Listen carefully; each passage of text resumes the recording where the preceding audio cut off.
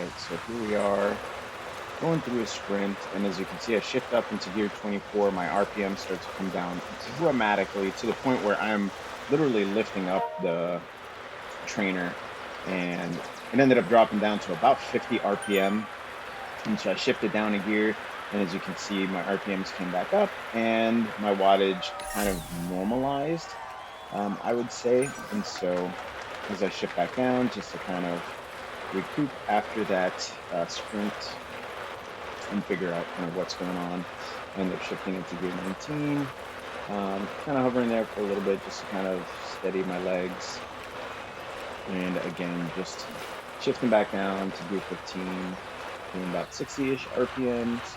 And so that is kind of where I hover for a bit. And you see at 66 RPMs, I'm doing about 160-ish watts in gear 15.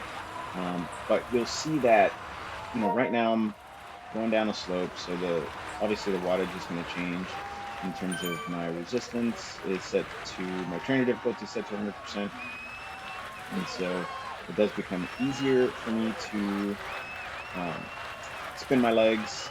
The RPMs do come up quite a bit while I'm going downhill, and then start to normalize. And this is kind of where I feel like it feels normal, like it feels like I'm in a good gear. Now I have a 55 tooth chainring, 5540, and a 32 to 11 cassette. And so anything above gear 10 kind of feels sort of normal. But below that, I basically stay in the, 100-ish RPM or 100-ish watts range, no matter my RPM. And so as I get ready to sprint, I start pushing, I'm not, launching a massive sprint here, just kind of keeping the power up while I'm on this 0%. And you can see in gear 15, I'm doing 500 watts, go up to gear 16, just kind of maintain that again in the, 90, 100 RPM range. And so I feel like there's, with virtual shifting, something is still going on where the RPMs, really, it's hard to maintain a steady RPM and steady wattage. It really does feel like it's, you're constantly fighting the trainer to maintain a steady rhythm in the, in a gear. And so you see I'm back down to gear 13, 80 RPM, kind of hovering in the 100 watt range. Granted, I'm going downhill, so that negative slope is going to affect my RPM and power, RPM and wattage.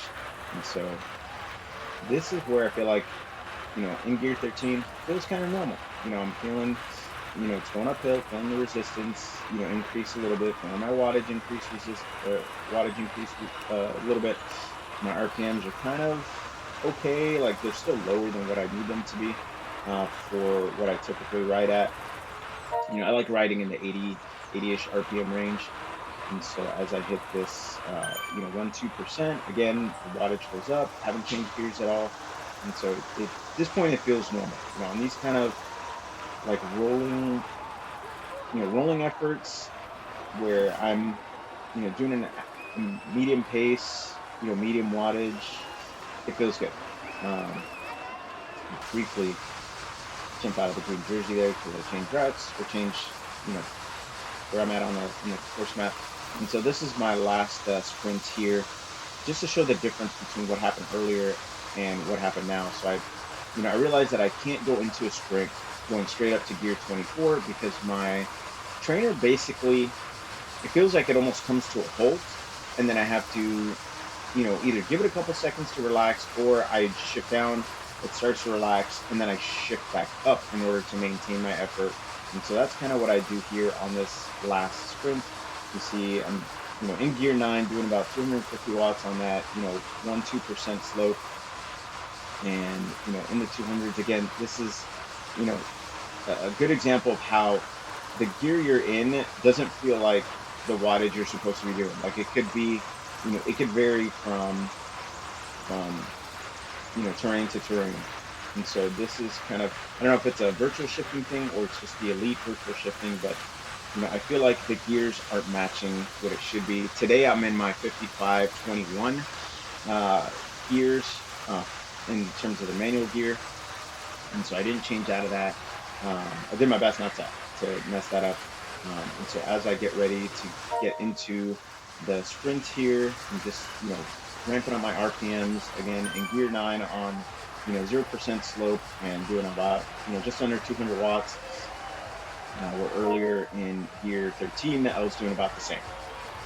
And so as I get ready to sprint, I see the sprint marker. I shift up into 18. I start to launch my sprint. Feel like it's going good. I see the wattage go up and then come down, and then go up and come down. And and it's coming down 100 plus watts. Even though my RPMs are staying fairly similar, and so I'm constantly having to shift up and down while I'm sprinting in order to maintain my pace. Um, because what I look for in a sprint is the feel underneath my feet. If the resistance feels the same, then I know I'm maintaining a strong pace. Um, but if it's constantly changing on me, then it's messing me up. And so just wanted to share that example. Um, and as you saw, my max speed there was about 51 kilometers an hour. I know I can get up to about 61 kilometers an hour on a sprint. The whole purpose of me kind of putting this together is just to kind of point out how inconsistent the virtual shifting is with the elite trainer right now. I have a elite justo. I would imagine that you know there's definitely something going on. Whether it's I disabled the 10 kilohertz adjustment so that way it doesn't um, it doesn't affect it. I don't know if it's auto calibration affecting it. I don't know if it's the 1 second versus 3 second refresh rate for the wattage. Like I don't know what it is, but there's definitely something there that's causing the power to continuously fluctuate the way it has been. And so um, you know, hopefully that makes sense. You might have to watch this a couple times just to kind of see what I'm talking about. And I hope you do. And if you have any questions, comments, let me know. And I will catch you guys on my next video.